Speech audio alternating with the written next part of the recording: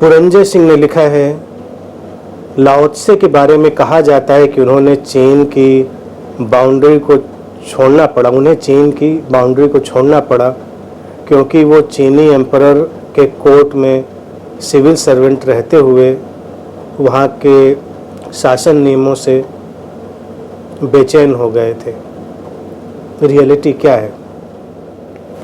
पुरंजय, देखिए, ऐसी बातों पे मेरा ये कहना है कि इतना वक्त बीत जाने के बाद, हजारों साल बीत जाने के बाद, तमाम चीज़ें ऐतिहासिक घटनाओं की तरह रह नहीं जाती। तो हमको कहानियों को कहानियों की तरह सुनना चाहिए। तमाम कहानियाँ सांकेतिक होती हैं जिसमें हमको कोई मार्गदर्शन और इशारा मिलता है। तो जिन कहानियों में कोई इशारा और मार्गदर्शन मिलता है वो उचित हैं, उनको हमें वैसे ग्रहण कर लेना चाहिए। और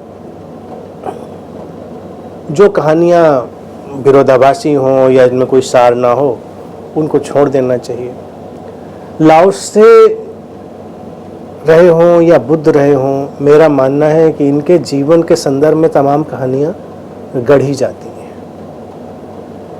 कुछ कहानियाँ तो उनकी देशना को आगे ले जाने के लिए गढ़ी जाती हैं और कुछ कहानियाँ उनके पीछे आने वाले तमाम जो अनुयायी होते हैं वो अपने न्यस्त स्वार्थों के कारण गढ़ते हैं, लेकिन कहानियाँ गढ़ी जाती हैं।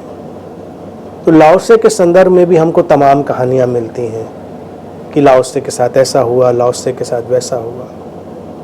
मेरा ये स्पष्ट मानना है कि हमको लाओ त्से के वचन जो हैं उनमें क्या सार है उससे ज़्यादा सरोकार होना चाहिए।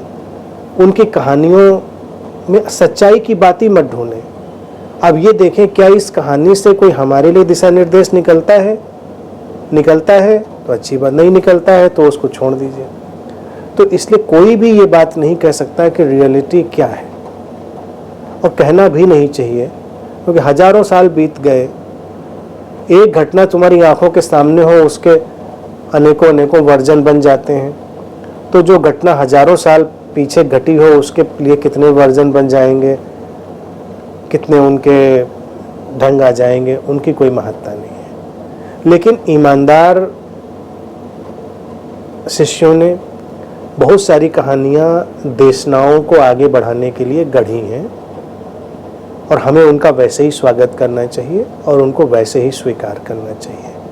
किसी भी कहानी की कोई सच्चाई नहीं होती, कहानियाँ बस कहानियाँ होती।